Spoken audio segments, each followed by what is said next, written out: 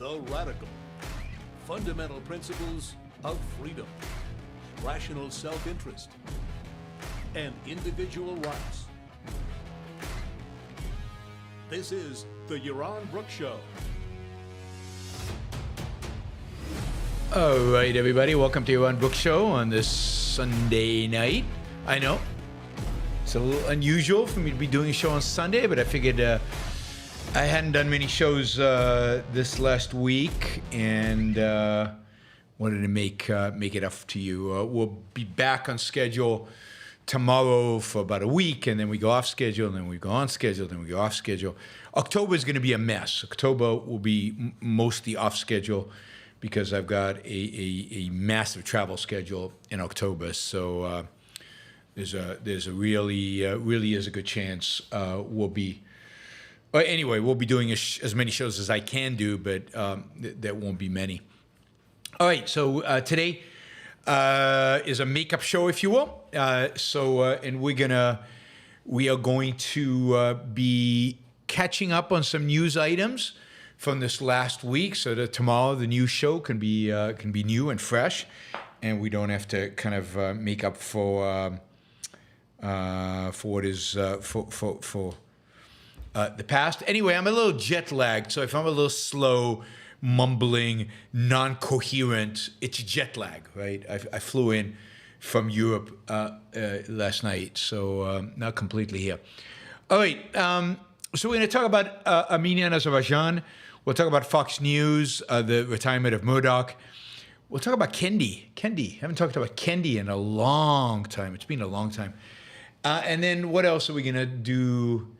Yeah, something about nuclear power and Microsoft, something like that. We'll talk about that as well. And then where's Apollo Zeus? Is Apollo Zeus here? He'll probably miss this. But then I'm going to do a review of the novella that I promised to do for a long time now. So finally, we'll get to it. So we're going to review the novella. And then, what else? We're going to review Star Trek and Community. So we got an episode of Star Trek and an episode of Community. And then all I think is left at that point is, and you guys will have to correct me if I'm wrong, is the album, which I started listening to, but I haven't listened to enough of it to be able to do a review yet. All right, so I'm looking for something here. I'll be right with you guys. I don't know where that's disappeared to. It was there. I saw it earlier. Anyway, yeah. So we'll do a bunch of reviews, and don't forget. We've got John's album review, which I'll try to do next week. But for now, I think I'm caught up with almost all the reviews. I'm still looking for something, and it looks like I can't find it. So I'm going to give up in 1 second. All right. So if anybody knows Ribbens, tell her to come on over, because it's her novella that I'm going to be reviewing.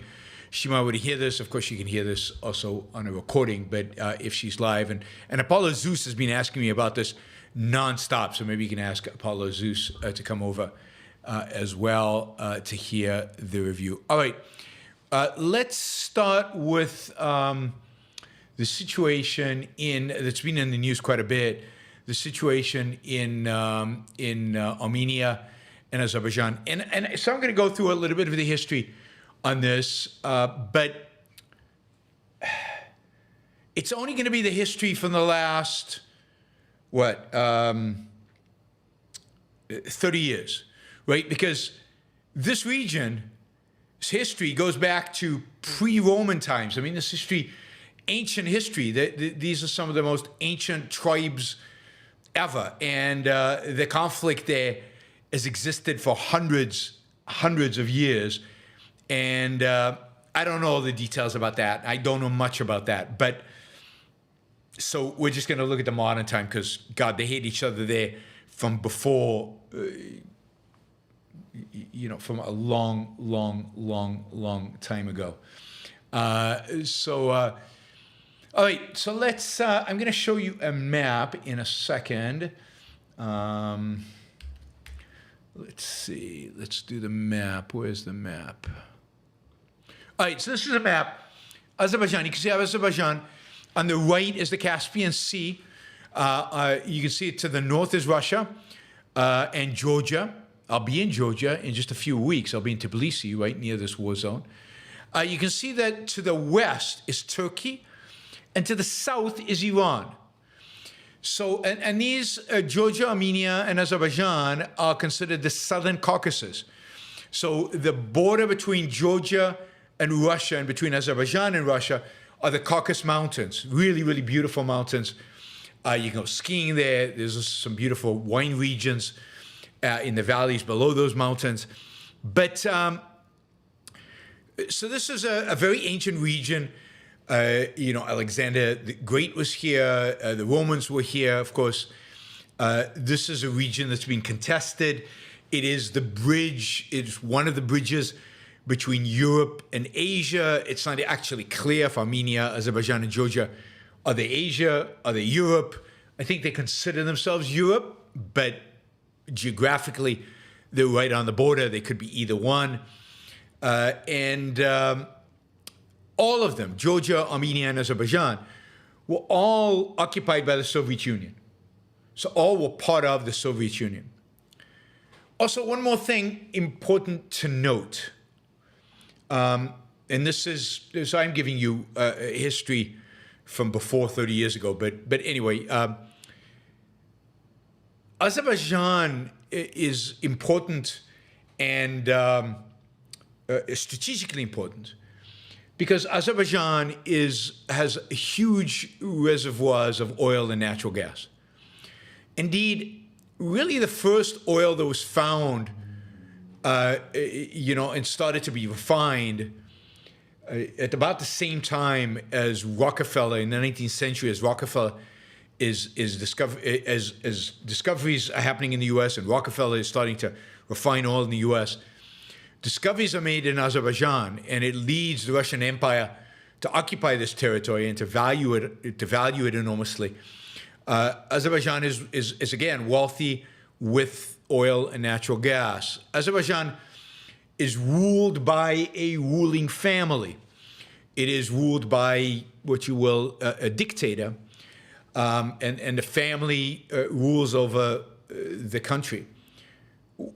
A few other aspects that are interesting. Azerbaijan is Muslim. It is occupied by Turkish Muslims. So Muslim of one of the Turkish tribes that moved into this area, I don't know, after 1000 AD, something like that, maybe a little earlier. What's interesting is that a significant percentage of the Iranian population are Azeri, of the same tribe as Azerbaijan, which creates tension constantly between Iran and Azerbaijan, because Iran is always worried that the Azeris have more loyalty to Azerbaijan than they do to Iran. So that creates tension, and there's been quite a bit of tension on the Iranian-Azerbaijani border recently for other reasons as well, which we'll get to. So Azerbaijan is a Muslim country, but it is completely secular. The dictators in Azerbaijan are secular, and there is no Sharia law, there's no religious law. When I was in Azerbaijan, I've been there once, one of the few Muslim countries in the world that have gone and spoken in Baku. You can see Baku on the map there. And you can walk in the streets and you can go to the beaches, and they're women in bikinis. And they're all women in full-fledged burqas, completely covered. But they're almost always tourists coming in from the Gulf states. So Azerbaijan, secular Muslim country. Okay, Armenia. Armenia is, of course, Christian. It's Orthodox Christian. The Turks, many Armenians live in Turkey. The Turks, of course, accused of genocide against Armenians, which has created forever significant tensions between Armenia and Turkey. Armenia does not have, as far as I know, natural resources. Neither does Georgia. Neither of those countries have any oil. All the oil is in Azerbaijan. Now, you can see the importance of this area. It sits between Russia and Iran and Turkey, three powers that would like to dominate the region more broadly. Turkey should and has been a natural ally to Azerbaijan. They're both of the same ethnic group, if you will, tribe. But the Azeris are quite independent, and they don't want to be under the Turkish thumb. Iran would like to have influence here, but they don't have influence as Azerbaijan because Azerbaijan is secular, even though it's Shiite Muslim, the same as the Iranians, and the same as the tribe that is common in Iran, the Azeri tribe. They don't have influence because of its secular nature. And of course, Armenia feels a little isolated. It's closer to Georgia in many respects than it is to any of its other neighbors. It's not close to Iran. It's not close to Turkey. It's not close to Azerbaijan. But yet, they're a different tribe. When I go there, I ask people, what's the difference between Georgians and Armenians? And they look at me like I'm insane. Well, you know, there's if you go back X number of hundreds or thousands of years, we are completely different tribes. There's no relation. Anyway, that's the nature of the world in which we live. Anyway, when the Soviet Union broke up, this stimulated a conflict between Azerbaijan and Armenia. You know, in 1988, before the Soviet Union broke up, ethnic Armenians living in an area which is called Nagorno-Karabakh, something like that. Nagorno. We'll call it Nagorno. Nagorno is this area in red that you see in the middle. Between Azerbaijan and Armenia, that's the Nagorno area. The Armenians living in this area demanded the transfer from being part of Azerbaijan under the Soviet Union to being under Armenia under the Soviet Union. So they wanted to switch provinces from the Azeri province to the Armenian province, but all under the Soviet Union, right? The Soviet Union had these particular provinces. Ukraine was one of those so-called, what do you call it, autonomous oblast, autonomous regions. So they had demanded this, and as the Soviet Union collapsed, tensions grew into an outright war. When fighting finally ceased in 1994, the Armenians had captured everything that you see here in pink and red. So not just the Nagorno area, the Nagorno-Karabakh, but also 7 other provinces that had belonged to Azerbaijan. And indeed, 1 million people, 1 million Azeris, 1 million Muslims were displaced from that area, left for Azerbaijan, and several hundred thousand Armenians who lived in Azerbaijani territory moved to Armenia. So this was the status quo in 1994 until 2020, although during that period, intermittently, there would be clashes on the border. Azerbaijan always claimed the Nagorno area and all that pink area surrounding it as their area. They claimed it as Azerbaijani territory. Now, if you go to Azerbaijan, they will tell you that the Armenians slaughter Azeris left and right. If you go to Armenia, the Armenians will tell you Azeris slaughter Armenians left and right. In other words, again, and they can list the massacres going back hundreds of years. So I have no idea who's right, who's wrong in this sense, but I'm just telling you the way it is, right? So I haven't studied the history enough to be able to do a kind of a moral analysis. But just to let you know what's going on, because it's in the news, and maybe you're curious. Anyway, so there were repeated skirmishes across the border. In April 2016, there were 4 days of intense fighting at the line of separation between Azerbaijan and Armenia. Hundreds were killed on both sides, but the border didn't really change. That all changed in September 2020. September 2020, a full-fledged war was started, and on the 27th of September, 6 weeks of bloody armed conflict in which the Azerbaijanis defeated the Armenians and basically took all the pink areas surrounding Nagorno, all became part of Azerbaijan, and then this red area stayed affiliated with Armenia, and there was a corridor that in the peace agreement they agreed to facilitate, transport between Armenia and this Nagorno region, which is now fully surrounded by Azerbaijani territory. The 6-week war was brutal. Ultimately, the Russians negotiated a ceasefire. We'll talk about the Russians in a minute. And a lot of people died. Thousands and thousands of people died. This was the status quo until last week.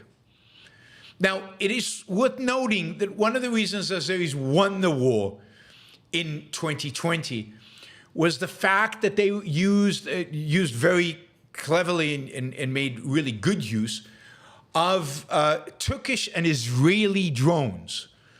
It was the first war, really, where drones were used extensively. And you can see, of course, now in Ukraine, how the Ukrainians are using drones, and the Russians are using drones extensively in that war. And one has a sense that future wars are going to be very much driven by drone technology. And that brings us to just one other point, which relates to a question that Maximus asked. Israel is one of the major arms suppliers to Azerbaijan and has very good relations with Azerbaijan, which actually creates tension between Iran and Azerbaijan because Iran is upset by the relationship between Israel and the Azeris. It has also been rumored that Israel uses Azerbaijan as, if you will, a base for special forces, maybe for drones, maybe even if they attack the nuclear power plants in Iran, they would actually fly planes into Azerbaijan and fly them into Iran from there. So there is a lot of cooperation between Azerbaijan and Iran. Maximus asked in a super chat on the day before yesterday, or yesterday, whenever it was, what I thought of that. And my view is, look, Israel is strategically isolated. It is surrounded by enemies. It's in peace with many of those countries, but the peace is not a real peace. The peace is a contingent peace. It's a temporary peace, in my view. And it is surrounded. And Iran is a major threat. And therefore, to be able to have good relations with, and Turkey, of course, is one day this and one day that. It used to be a very close ally of Israel. Under Erdogan, it has distanced itself and really was hostile to Israel for a while. Now it's close again. But Turkey cannot be trusted. Israel needs allies with regard to its basically ongoing war with Iran. Azerbaijan serves that purpose. It has a border with Iran. It is close to Iran. It needs Israeli expertise and weapon systems. It needs Israeli technology for a variety of different things. And there's actually a direct flight, regular direct flight from Baku to Tel Aviv. So, I think overall, it's good for Israel. I have no problem with it. It's a dictatorship. But look, Israel is not in a position like America is, like a superpower is, to decide who its allies and who it's not, choose and pick between. Israel basically has to take what it's given, is to take whatever opportunities it has in the region and establish a relationship with whoever it can, particularly as long as it's at war with its neighbors, and particularly in this case, as long as it's at war with Iran. So Azerbaijan is an ally of Israel. Israel needs allies, particularly given that Azerbaijan has this border with Iran and sits to the north of it. Let's see. So that's the war in 2020. Anyway, Last week, Azerbaijan basically invaded and basically took Nagorno with little fight. I mean, some fight, there were casualties, but the Nagornos basically realized, the people, the militia, they basically realized they couldn't defend it. They gave up. And what is happening right now, and this is the kind of ethnic cleansing, if you will, that happens in this region regularly, is that the Armenians in Nagorno are basically packing up and leaving. They are exiting the region and they are moving into Armenia proper. The Azeris are telling them, please stay. We won't discriminate against you. We're not going to massacre you. We're not going to kill you all. And the Armenians in Nagorno are saying, we don't trust you. And they're leaving. So, we'll see how many leave. But there are suspicions that all 120,000 of them are actually going to leave. This is a very mountainous area. People, these families have probably been living in the same villages, in the same buildings for hundreds of years. And because of the fact that another tribe has taken over the territory around the village, they are going to leave their ancestral homes and move to be with other people that are in the same tribe as they are in Armenia. I mean, the whole thing is ridiculous and absurd and stupid, and the similarities between these people far exceed the differences between them. But history, they won't let go of history. They won't let go of tribal identity. They won't let go of all the grievances of the past, and this is what you get. You get mass dislocation of people from their homes, which is sad. This will be interesting. It will be interesting to talk to my Georgian friends when I'm in Tbilisi to get their sense of what happened here and what's going on. Notice that Azerbaijan has territory to the west of Armenia, because that's a Muslim area, so it's part of Azerbaijan, and even though Armenia can kind of cut it off, this is a weird part of the world. It's a Balkanized part of the world. It's just like the Balkans, where every little tribe needs its own little country for its tribe, with nobody else. I mean, it's absurd and ridiculous. This is the sense in which the human race is still very, very young. The human race still has to grow up and discover, I don't know, individualism, the value of the individual, the significance of the individual, the place of the individual, and abandon tribalism. As long as we cling to tribalism, we cling to barbarism, we cling to primitivism, we will continuously descend into violence and descend into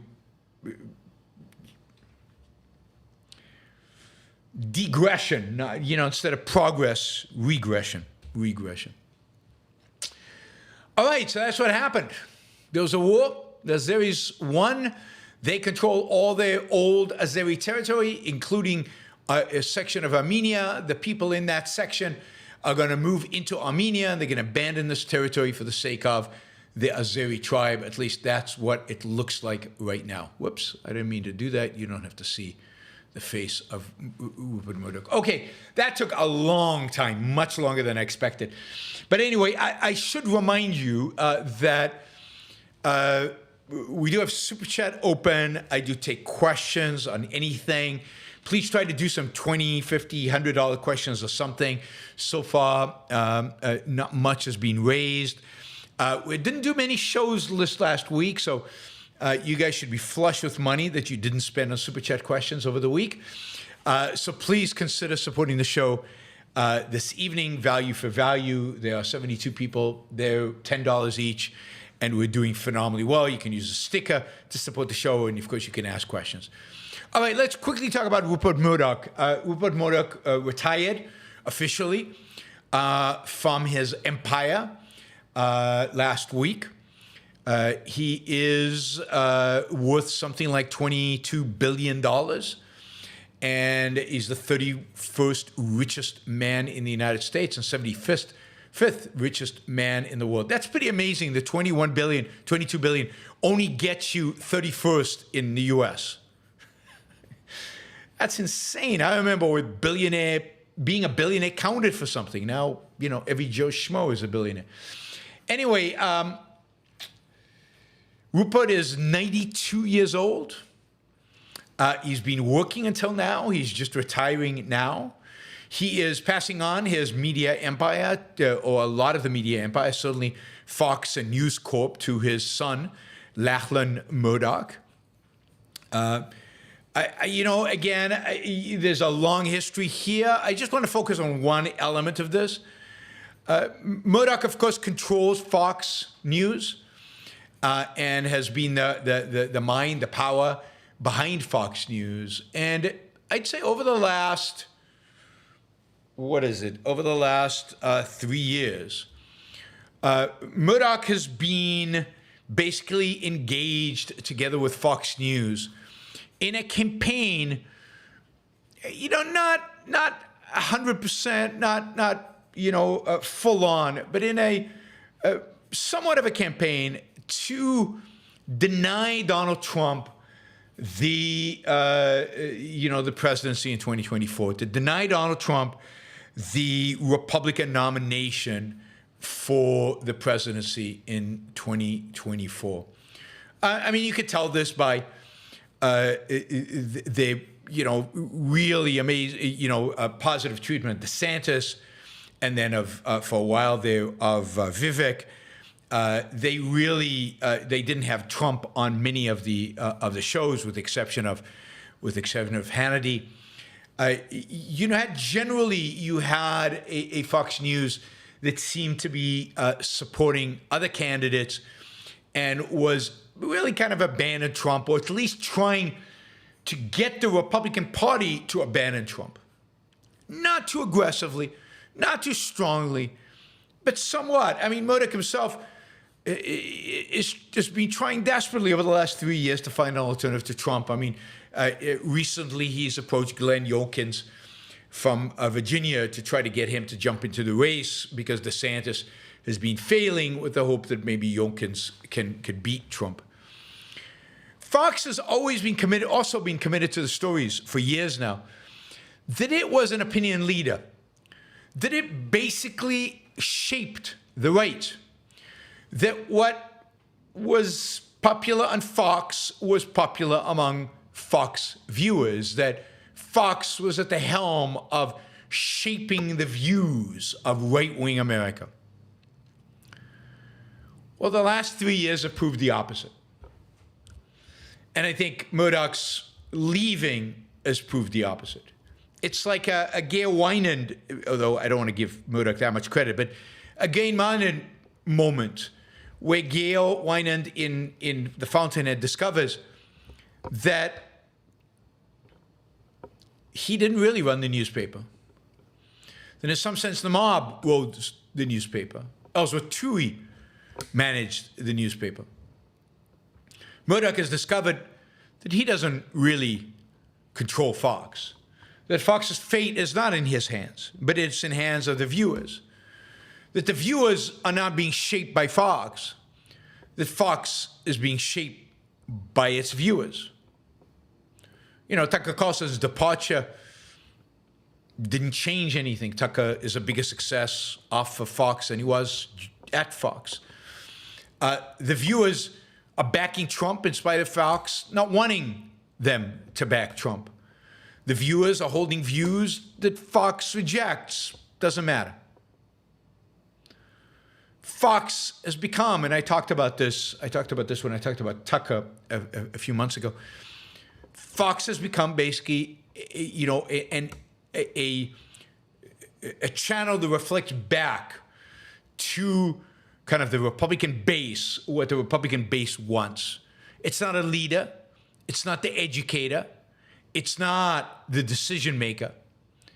It's just a reflecting pool. It just reflects back. So Murdoch's departure from Fox, I think, is an important moment. It's I think to some extent Fox is giving up recognition that it has lost, that it cannot control. control the right. Trump is going to win the GOP nomination. It's hard to see how he doesn't. And it basically makes Trump,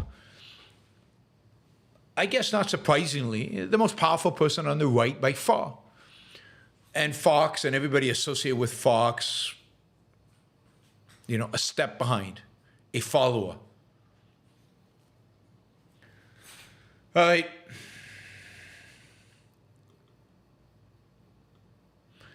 All right. It will be interesting to see what happens. It will be interesting to see how Lachlan manages Fox. If there's a shift, if Fox jumps, I'm sure they will, but the extent to which Fox will jump on the bandwagon.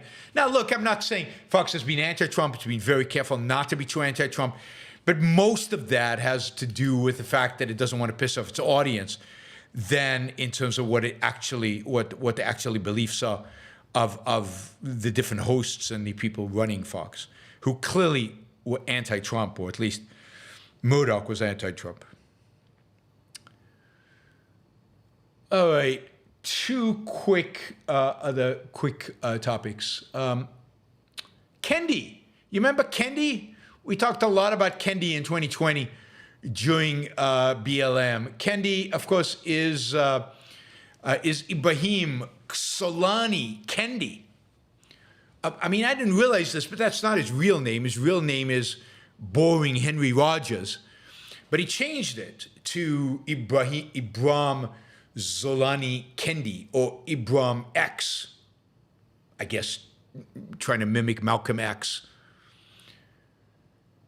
Anyway, Kendi, as we all know him, Kendi was, of course, made famous during the BLM riots as the guy who had written the book about anti-racism, as the person who basically had declared that basically all whites were racist. It was just implicit in their being white, that there was no real way not to be racist if you were white. And if you weren't actively an anti-racist, which meant admitting the fact that you were racist and doing everything to grovel and groveling to kind of undo the racist image. And if you remember, I did a whole show, some of you remember, some of you knew, but I did a whole show on Kendi's book and the whole phenomena of anti-racism. Anyway, Kendi was rewarded for his I guess, let's say, brilliance and success in labeling all white people as racist. He was awarded by Boston University, and who hired him. He was in Florida at the time. Who hired him, and established a center for the study of racism. So it was an anti-racist research center, or actually it was called the Center for Anti-Racist Research. Now remember, anti-racist doesn't mean what the word actually says. Anti-racist doesn't mean being anti-racist. I'm anti-racist. Most of you are anti-racist, right? We hate racists. We think racism is barbaric and primitive and really horrific. Anti-racist is a racist ideology that basically claims it's an anti-white racist ideology that claims that all whites are responsible, all whites are racist, and all whites are responsible for the evils of slavery and discrimination in the past, and therefore they should ask for forgiveness. And he has a whole political agenda, which is absurd. But he's become famous, right? He started the center, the Center for the Anti-Racist Studies.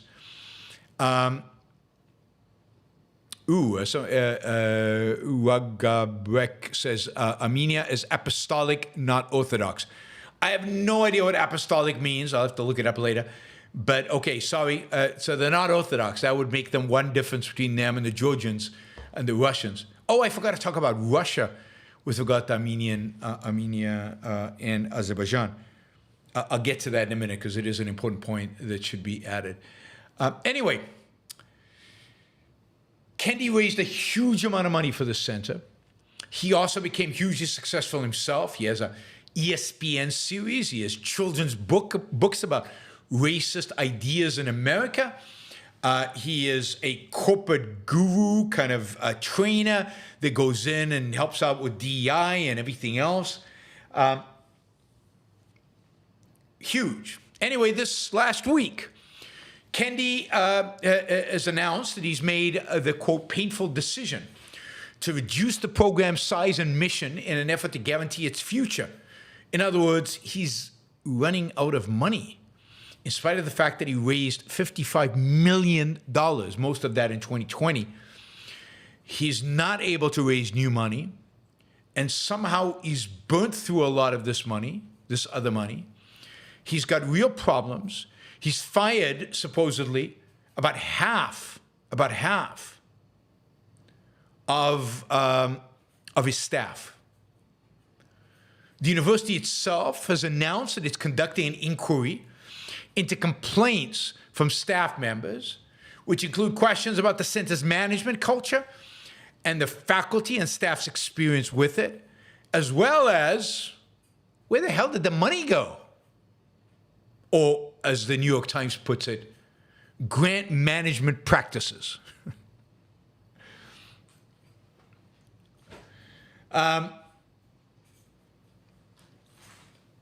Right, of the $55 million, $5 million was raised just this last year, which is a lot of money.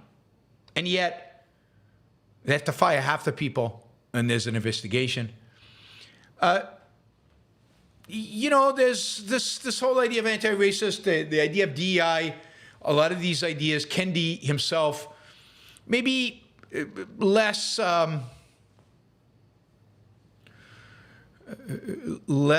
what do you call it,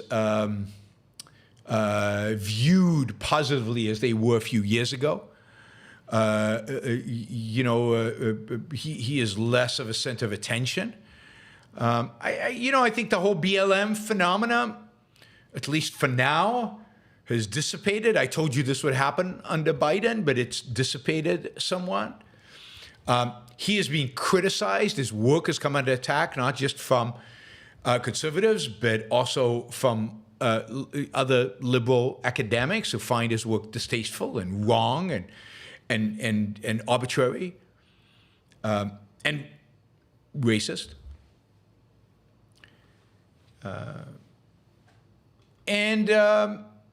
It's much more difficult, supposedly, for him to raise money in this environment. So he has a problem with expenses. Anyway, the university is looking into it. It'll be interesting to see what they discover and what they find out about the financing. You know, DEI is in a decline. Hiring for DEI position has declined by 20%, you know, from its height a couple of years ago. Just the general attitude in the country, I think, has shifted on these issues. I think mostly that's good.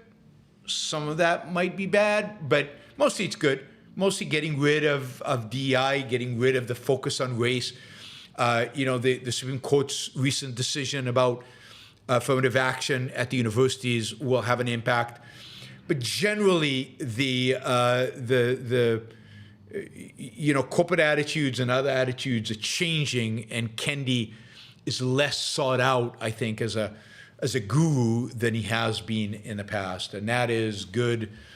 I hope the center closes ultimately. The center is a really bad you know, idea, and it'll be interesting to watch to see what happens and whether Kendi survives at this anti-racism center.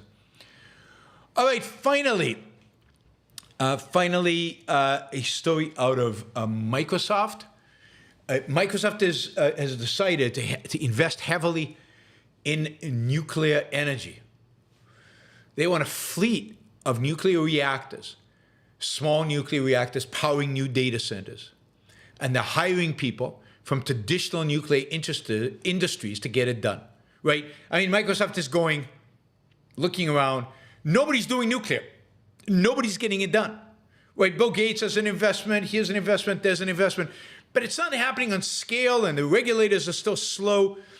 Microsoft has decided to put its financial muscle and its reputation behind nuclear energy. And this is an enormously positive step. I'm reading this from a post on Twitter by Mark Nelson, who writes about energy issues. The problem: why are they investing in nuclear energy? They don't have. There is no long-term stable power, clean or otherwise, that can power kind of the expansion of the data centers that are being built and being created all around the country. Data centers, big data centers, consume huge amounts of electricity, and you can't fuel them with wind or solar. I mean, that just falls apart, right? You always need, even if you use some wind or solar, then you need something to back them up. And the fact is that very little investment has gone into building new, in much of the country, new fossil fueled power plants that have to back up solar and wind. And of course, the solution here is nuclear. Now, so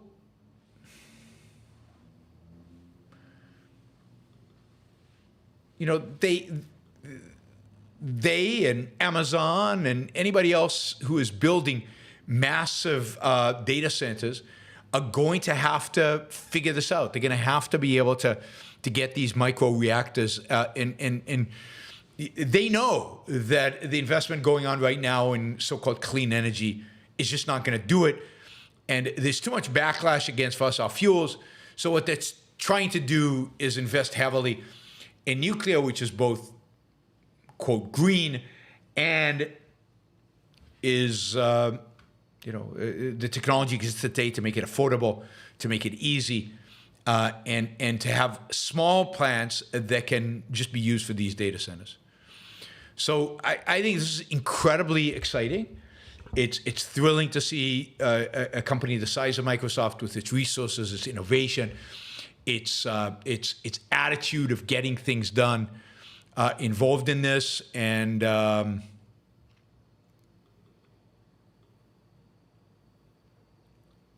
anyway, so here we are. Let's hope that this is part of a general boon to the nuclear industry, and increases investment in the industry. All right, let me say one more word about, or more than one word, but a little segment about Armenia and Azerbaijan, which is important because it relates to Ukraine and relates to Russia. So in the past, at least since 1994, Russia has viewed Armenia as its major ally in the Balkans. Certainly since 2008, Russia has been in conflict with Georgia. Russia invaded Georgia in 2008 and took, a couple of its provinces under its own control. This was a precursor to Russia's invasion of Ukraine. Russia has its sights on the entire area. Putin would love to reintegrate Georgia, Armenia, and Azerbaijan into a greater Russian empire, into a resurrected Soviet Union. He's done that with parts of Georgia, but he stopped short. But in this area, his ally have been the Armenians. And the reason is quite clear. The Georgians he's in conflict with, Russia's in conflict with. The Azeris are Muslims and are much closer to Turkey than they would be to Russia. But Russia would like to be friends with the Azeris because they would like to have access to the natural resources the Azeris have. Like to have some influence over it. And the Russians would like to have some, a border with Turkey, and would like to, be able to contain Turkey. They worry about Turkey. Armenia is perfectly positioned to do that. Armenia is perfectly positioned to do that. So Russia has been Armenia's ally. Russia has supplied Armenia with arms. It has kept peacekeeping troops in the various parts of Armenia that were under conflict. It has, but it is provided diplomatic cover for the Armenians. It helped the Armenians negotiate the peace deals with the Azeris in the past. But since 2020, the Armenians have been furious with the Russians. Because the reality is that Azerbaijan, with Israeli and Turkish weapons, kicked the Armenian butt. They defeated them thoroughly, and it turned out that the Armenian-Russian weapons, as we're discovering in Ukraine, were not very good. And now, last week, the Russians didn't do anything. Indeed, for weeks now, the Armenians have been complaining that the Russians are distracted in Ukraine, and are not helping them out at all, given Azeri aggression. I mean, the Azeri victory here makes Putin look weak again. An ally of Putin's has been defeated. It probably makes a lot of Putin's other allies question whether their alliance with him is worthwhile. This is primarily relevant, I think, in Central Asia, where anywhere from Kazakhstan to Kyrgyzstan to Turkmenistan to all the stands over there have always been aligned with, to one extent or another, with Russia. Well, now they might have second thoughts. And there's a good chance that their allegiance is going to shift away from Russia and towards the other player in the region, and that has been chipping away at Russian influence for decades now, and that is China. So I'd say that the defeat of the Armenians has real geopolitical consequences, particularly to the competition between Russia and China for influence over Central Asia. And remember, Central Asian countries are resource heavy, huge amounts of resources. Resources that both Russia and China would love to have control over. All right.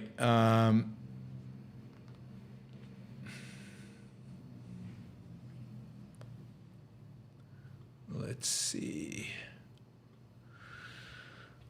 All right.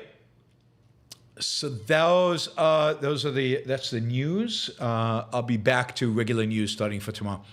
All right, we are way behind on the super chat. So I'd really appreciate it if people would step up, ask a question, or just support the show with a sticker. But we should be doing better than what we are. We're way behind on a regular newsy show, never mind an evening show, which is going to go on for probably an hour and a half. Value for value. Remember that general principle: pay for what you get.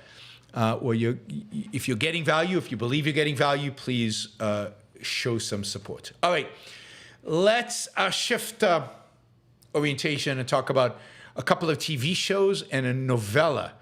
Let's start with Shazbat. Where I have to find. Shazbat asked me to review 2 TV shows. One was Star Trek, Season 3, Episode 15, called Let That Be Your Last Battlefield. I love watching these old episodes of Star Trek. It really reminds me how philosophical they try to be, how pathetic and ridiculous a lot of the special effects, makeup, and everything else was. How far we've come, even the acting, how far we've come in terms of all those things. But they really try to be deep. They really try to take on important topics, right? Important topics. And this one, they're taking on 2 issues. One is kind of the absurdity and ridiculousness of racism. They discover a species where some of they're half black and half white, and some of them are black on the right side and some of them are black on the left side. And just absurdity of people discriminating and everything based on that. And the second aspect of it was the what hate does to people, and the destructiveness of hate. And there's a lot of silliness in this episode and a lot of cliches in the episode, and it doesn't go very deep on the racism issue. It could have gone in a variety of different ways. We never really get any kind of in-depth information about what's going on this bizarre planet where this is happening. I also find their ability to travel to the far reaches of the galaxy within milliseconds pretty amusing, even for the warp speed. But anyway, I mean, and of course the half white, half black is so obviously paint on somebody's skin. Again, the makeup is second rate, third rate, fourth rate, I don't know, but that's modern standards of filming that we have today. But so what happens in the episode is you got these two characters that are like this, that are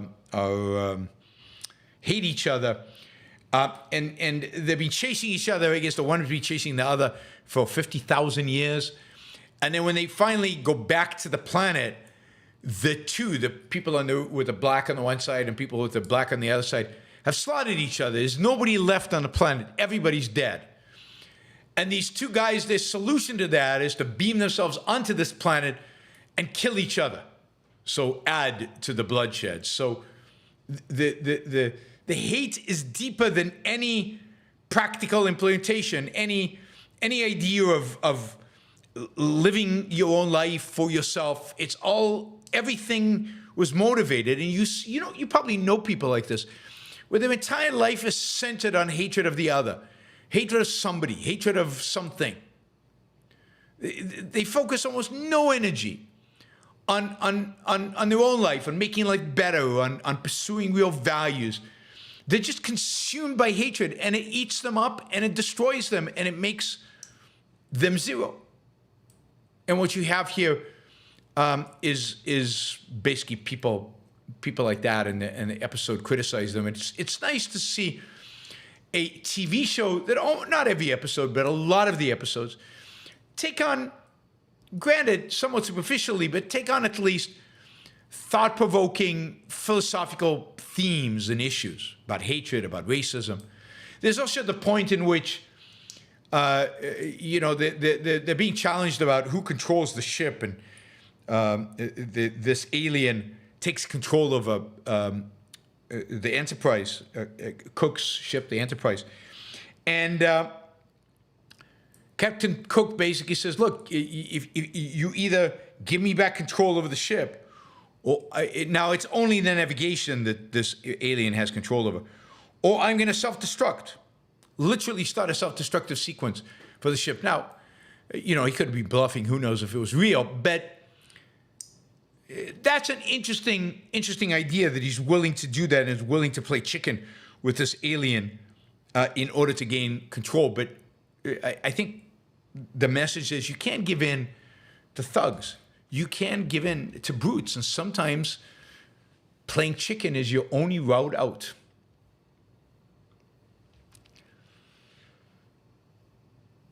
So, the old Star Treks, the original Star Treks, are always fun to watch. They're always interesting. I think Captain Cook was a great character. Of course, Spock and the Doctor and the conflicts between them were always interesting.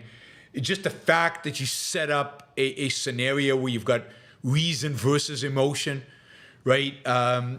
Is even if philosophically problematic, it's super interesting, and you can do a lot with that, and I think the series does a lot with it. Spock at some point tells the two people who hate each other, he says, in our planet we used to hate each other too, and one of the way we solved this is, well, the way they solved it is by rejecting emotions and making all decisions based on reason, and completely getting rid of emotions. Now, that's, again, not the right solution. But this idea of reason as your standard, logic as your standard of truth, logic as the standard for action, again, as being very, very powerful. All right.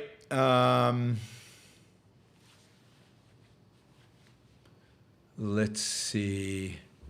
Okay, so I was about to ask for one other TV show, and that's the comedy Community, which I've seen here and there. I've seen episodes. I've never really watched the show. And this was an episode 14 from season 2 called Advanced Dungeons and Dragons. It was, I thought it was funny. It was entertaining. I know that people who like the show, I know a lot of people like the show, and that it is pretty entertaining and pretty funny. I think my son was a fan of the show, and it was on live years and years ago.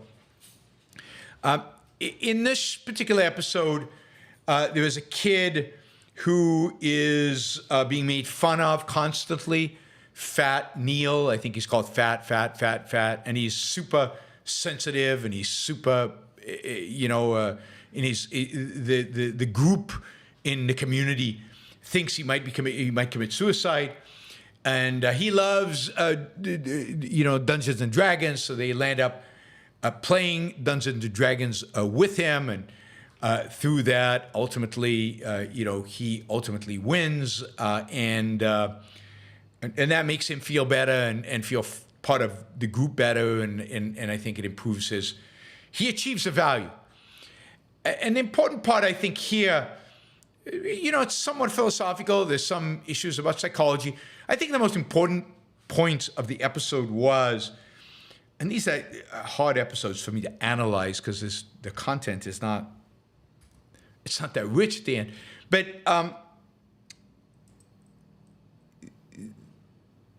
they are playing this Advanced Dungeons and Dragons with this kid with the intent of letting him win.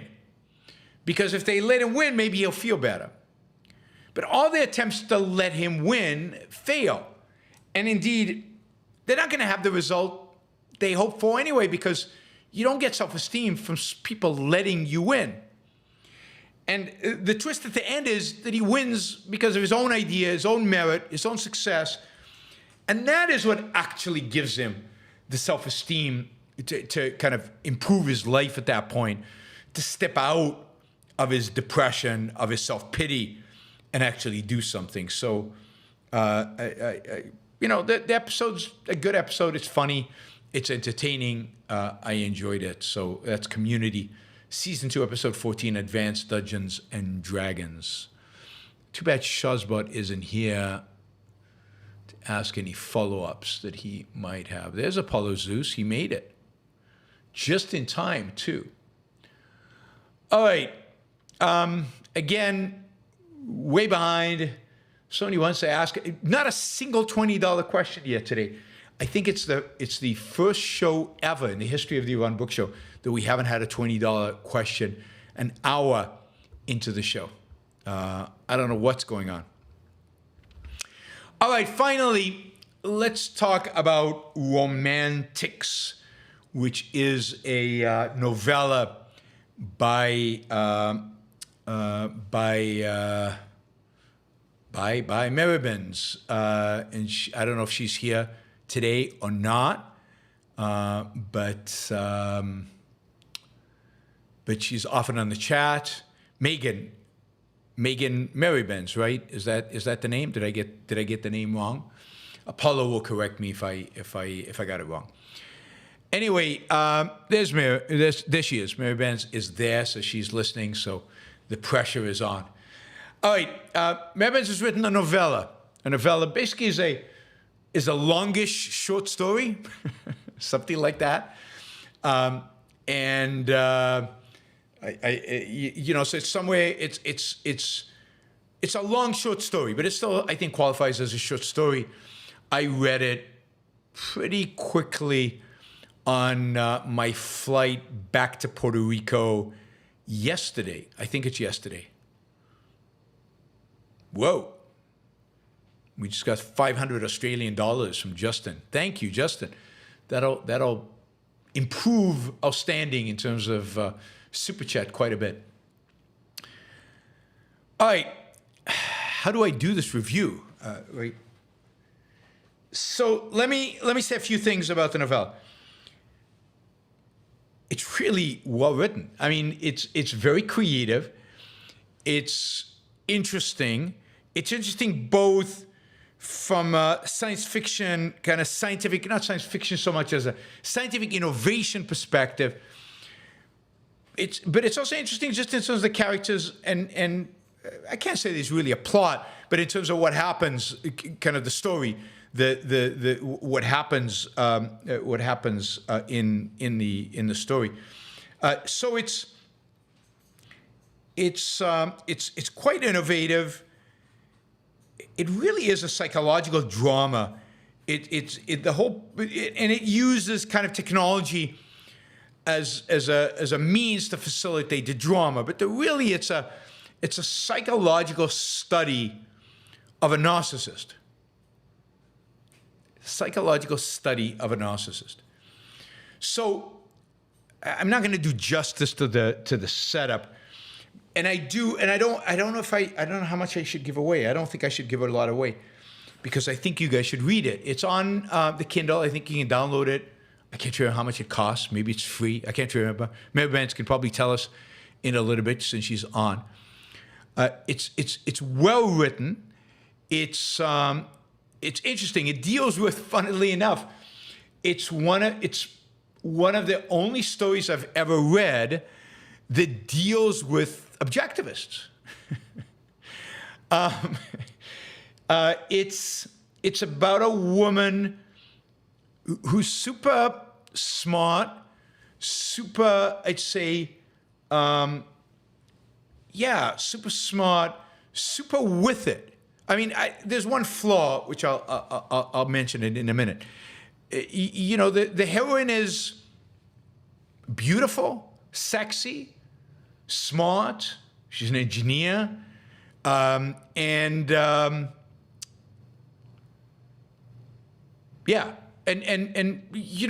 seems like a one of action who takes control over what's going on.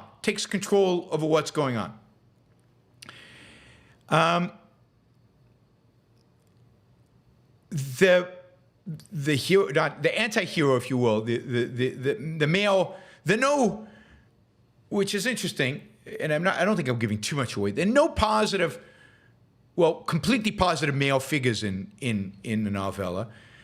It really is about this man who is a narcissist and this woman who he, to the extent the narcissist can loves.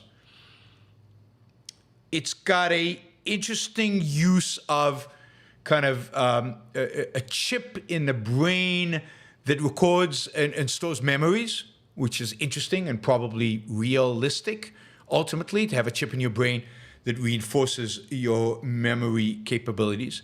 The book is called un-ROM-Antics. Un-ROM-Antics. What else? So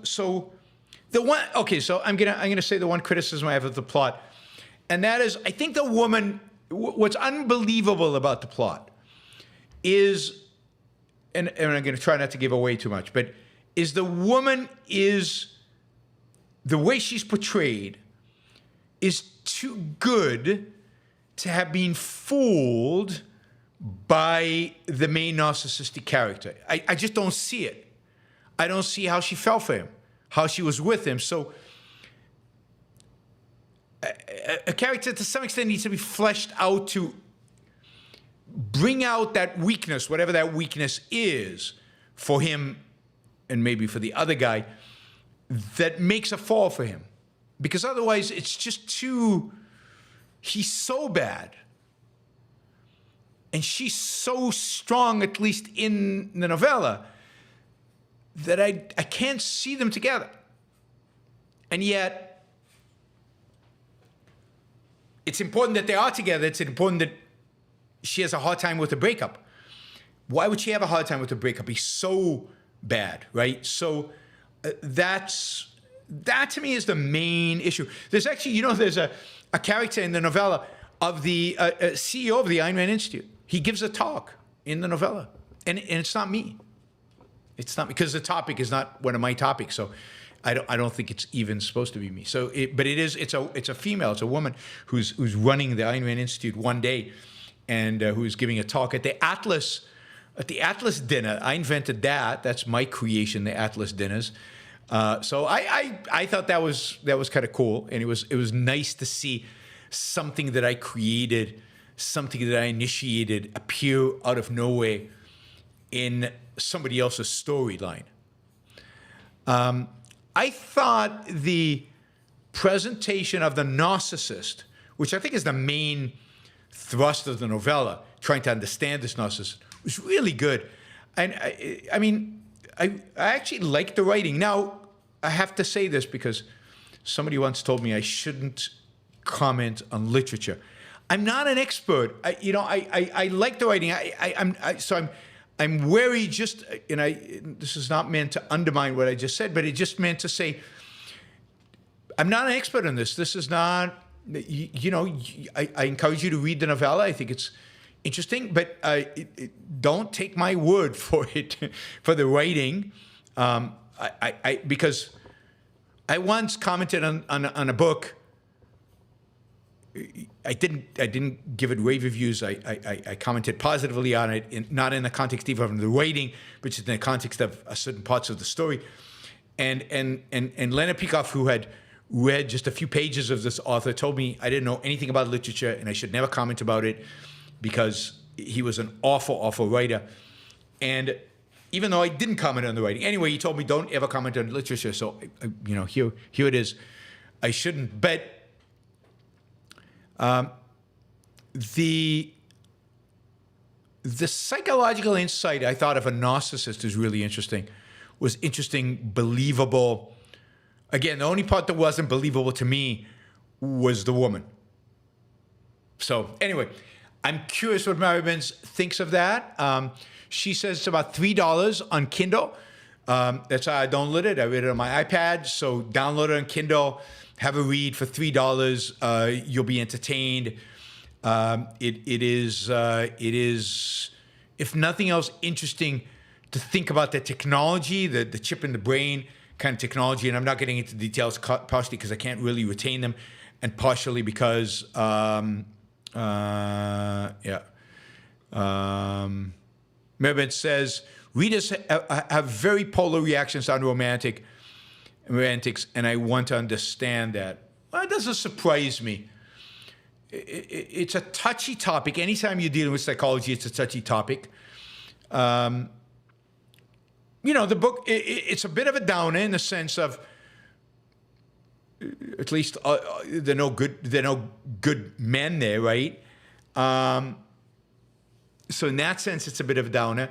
So I can understand why people would have different responses to it, because to some extent, to more or less of extent, they'd find it interesting to delve into the psychology of a narcissist. But I find it interesting because I know people like that. Again, to some extent or another, I've known people like that, super smart, super committed to objectivism, at least seemingly, but complete losers and complete narcissists. And I think that Mary Ribbens did a good job of describing that kind of personality, in the novella. And I know objectivists. I've known, again, people who claim to be objectivists like that in the past. She says, my lips are sealed. I'm not sure whose lips sealed. Anyway, about what? All right. Thanks, Mary Ribbens. Thanks for writing it, and thanks for paying me to read it. It's a pretty cool job I have. I get paid to watch TV shows and to read novellas.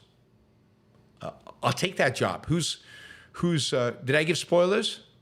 Oh, lips are sealed about the spoilers. Yes. no spoilers. Okay.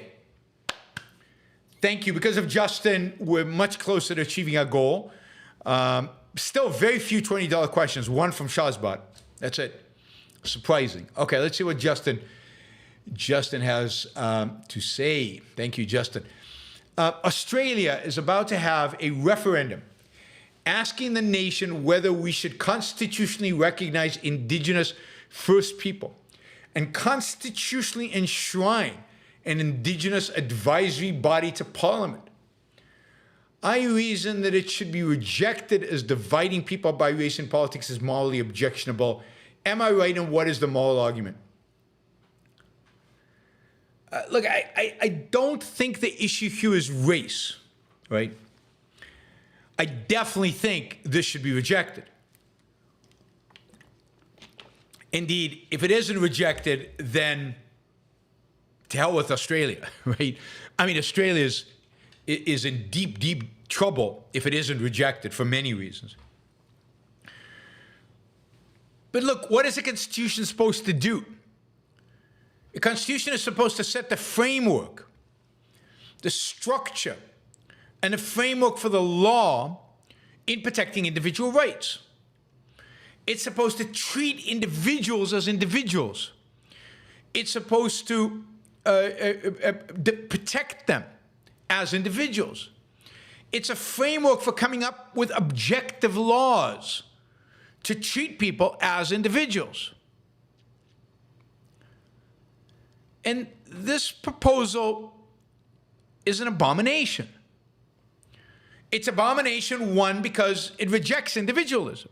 As you said, whether it's race or tribe or what it is, it is a recognition of collectivism, institutionalization of collectivism into the Constitution by recognizing these tribes as somehow having some kind of priority within the legal structure of Australia.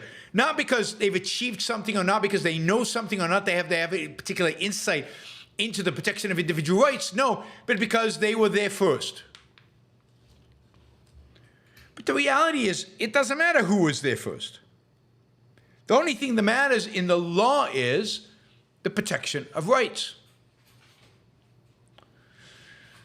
Now, you know, so even recognizing the Indigenous First People, whatever the hell that means, recognizing them, is an abomination. You don't have to recognize them because they're not a peoples. They're individuals within the Australian nation. And the Australian nation is a successful, prosperous nation because of the achievements of immigrants who came there from the West. That's what made Australia, Australia.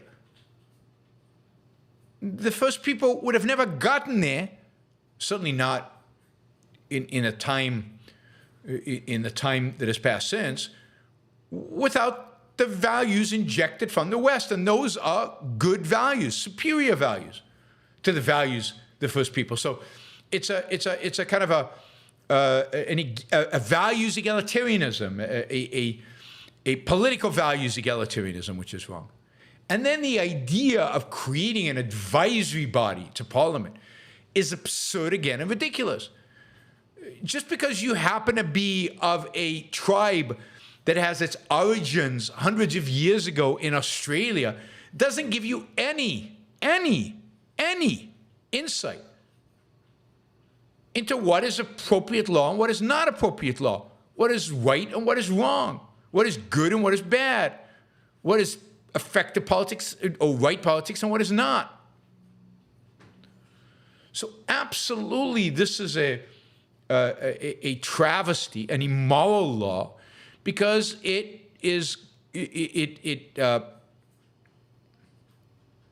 don't know, what's the word I'm looking for?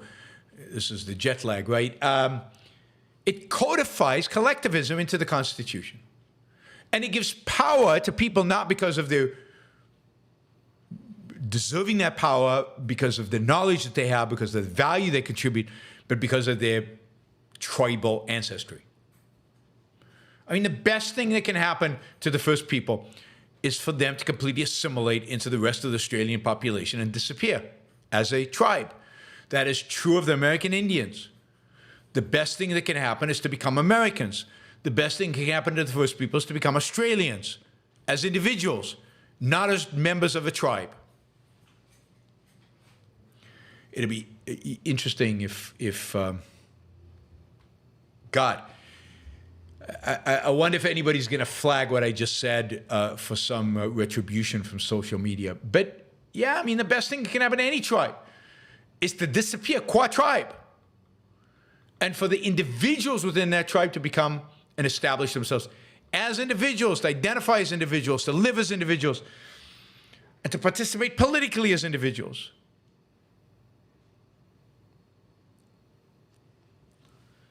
So, Justin, yeah, I think it's horrible. I think it's a moral travesty.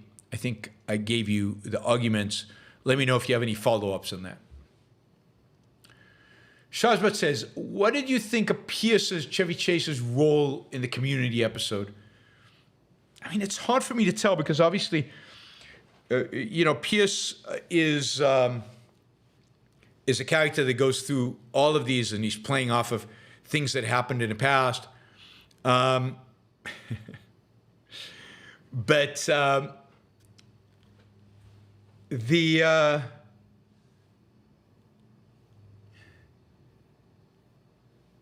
thought, so what he brings to the role is, he's obviously, envious. He's angry. He's, on the one hand, he's got the perspective of get over yourself, whatever, Fat Neil, get over your problems, which, is not exactly the optimal psychological impact. But he's playing to win, at least in that sense. He is a foil to the group who wants to help Neil win. I don't know that he does it consciously, but clearly Neil can get the self-esteem that he requires by winning because they let him win. He has to win it himself. And Pierce is the only character who makes it possible for that to happen. So he's an important engine in the story to facilitate Neil actually winning for himself. But he's just but at the same time, he's also comes across as a deeply horrible human being. Right? I don't know if I got it there, Shazbad, or not. Or am I missing something? Andrew, again, and he's also great comic relief. Andrew says, regarding those who chronically hate others, are they collectivists themselves whose hatred is caused by their collectivism? Or do they merely exploit collectivism as a means to the end of expressing their hatred? I think it depends. I don't think they're all the same thing. I think some people might even start out on a just cause. And in this episode of Star Trek, the argument could be made that the one character starts out as a rebel for a just cause, for eliminating racism or eliminating discrimination. But, that leads him down a collectivistic rabbit hole that makes him ultimately become a collectivist and become a hater, and hate becomes the dominant. I think there are people there are people on the left who probably started out on the issue of racism with good intentions, in the sense that they wanted to eliminate racism. They wanted to get, BLM, that they wanted to get racism. They wanted to destroy racism in this country and get rid of it. And then they get swept out in their own form of collectivism and then in hatred and have morphed into haters for the sake of hatred. So, again, you'll find, and then on the flip side, there are a lot of people who just hate. When they're very young, they're just haters. And then it's just a question of what cause they'll embrace to manifest that hatred. So both exist.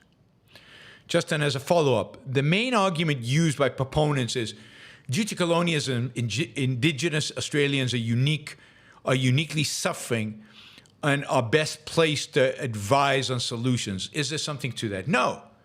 I mean, there's nothing to that. Now, I agree that grave injustices were committed against Indigenous people in the past. But there's only one solution to that.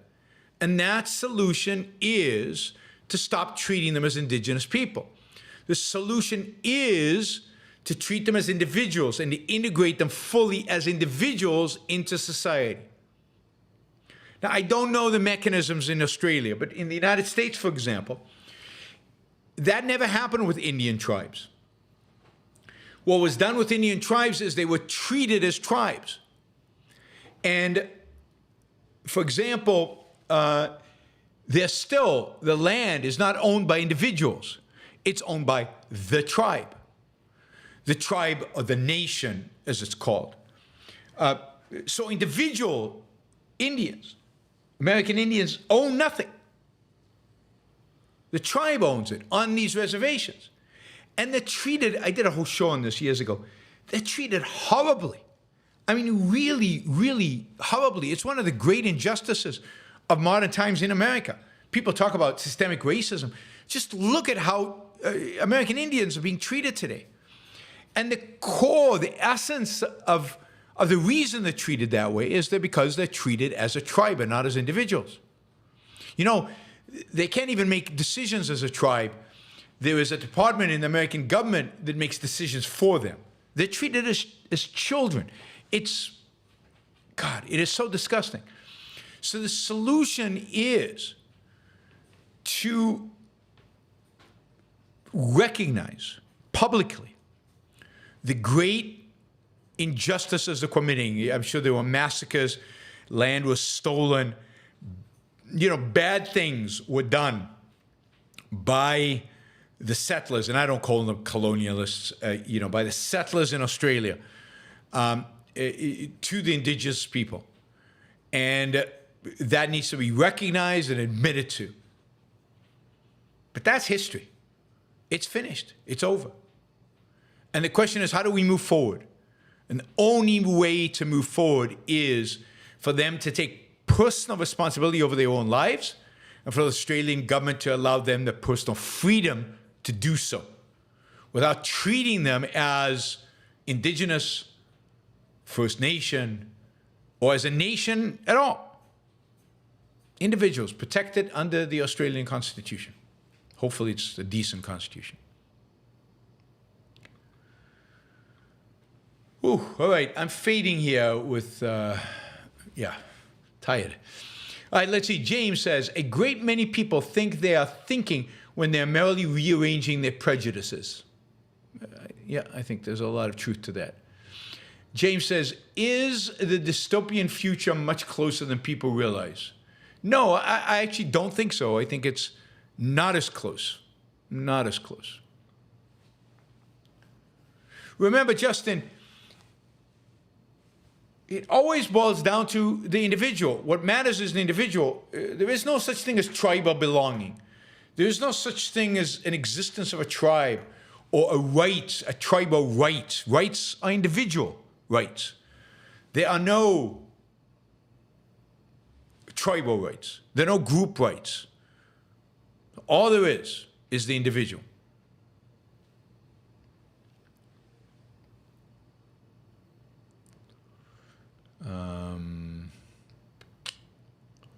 All right, James says, took your piece to be looking to build back its empire. Do you think it will succeed? No, I don't think it will succeed. And it's hesitant in terms of building back its empire because it's hemmed in, right? It would like to have taken control over parts of Syria, but the Russians in Syria, and the Russians won't let them, and the Americans in Syria, and the Americans won't exactly let them. They'd like to be able to take over the Kurds, but and penalize the Kurds in Iraq and in Syria. But the Iraqis are not exactly going to let them. And again, the Americans in Iraq and the Americans in Syria and the Russians are there. And where the Turks going to go? I mean, they'd like to join the European Union, but the European Union doesn't really want them. I think they have a fantasy that they can build back their empire, but there's no realistic prospect of that happening. And I think they know it. James, will you ever do a public speaking events in the US? Are there any places you have considered giving the workshop? Oh, the public speaking workshop. I tried to do it in Miami a few years ago, and I had almost nobody sign up. So let's do this. If you're interested in attending live a public speaking workshop in the United States, probably in Miami, because that's the easiest for me, or yeah, probably Miami. Would you be willing to come to Miami for such a thing? Would you be willing to pay, let's say, $750 for the day, for a one-day event? So I'm looking for 10 people who'd be willing to do that. So email me at yaron@yaronbrookshow.com if you're interested in attending a public speaking workshop in Miami that would cost you $750, a lot of personal time with me, 10 people or less, so very focused. It'll be 6 to 8 hours during the day, depending on how many people are there. Let me know, and I'll decide if there are enough people, I'll organize it. Michael, what are you starting to love the older you get? What am I starting to love the older I get? Wisdom. Wisdom is what I love. You know, just accumulated knowledge, and accumulated knowledge of how to approach knowledge. That's pretty cool. What are your thoughts on Rodin's The Thinker sculpture? I think I think it's impressive. I think it's great art. There's no question about that. But there's something kind of depressing about it. I mean, thinking is something you do squatted. He looks a little depressed. It's hard. It's effort in a way that I don't think. It's not joyful. It's joyless. There's a certain, his expression on his face is not one of positive deep thought and the wonders of deep thought. It's too negative. It's too much a projection of a negative view of a thinker rather than a positive view of a thinker.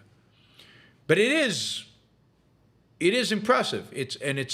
I wish there was more art like that in sculpture. Art like that meaning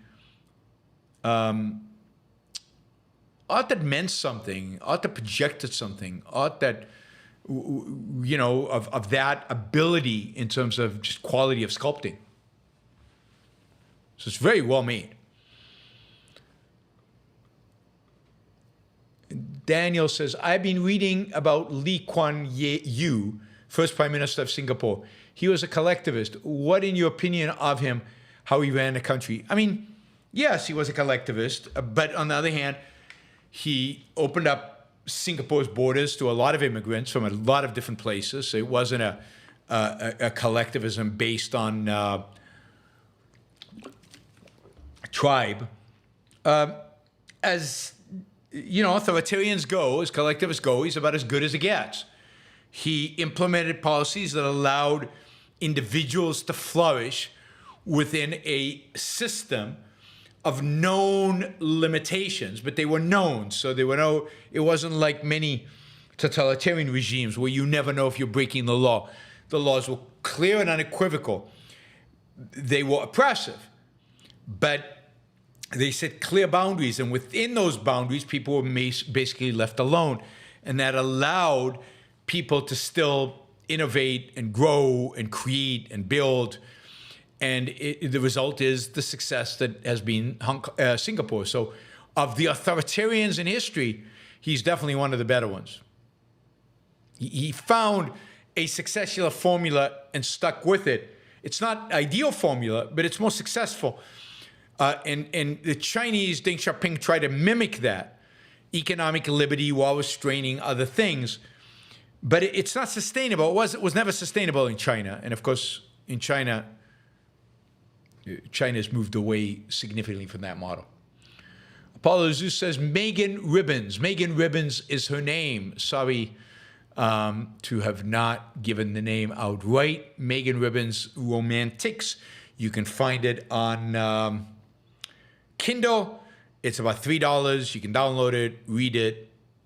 It's enjoyable. There's a group of objectors who actually do a flash dance in the novella. And I was shocked that there's no character in the novella called Yaron Brook joining in with the flash dance. But there is a flash dance in it. Objectivist doing flash dance. I don't know. Apollo Zeus says, I'll be back soon. Where are you going? Oh, but he's back already. All right. Daniel, I already got that question. I've been reading, what is your opinion? Randy Kendi was a collectivist, he had a free marketer. He was a free marketer to a point, right? I mean, housing is not privately owned in Singapore, so there are elements that are not free market. Daniel says, do Green members' super chats count as super chats? No. No, you don't. No money transfers when a member asks a question as a member, if that is understandable. You have to do literally a super chat in order to contribute money. All right, everybody. Thanks for joining me today. Sorry I'm a bit out of it. I am really jet lagged, going to bed right now. I will see you all tomorrow, probably at 1 o'clock, East Coast time. And okay,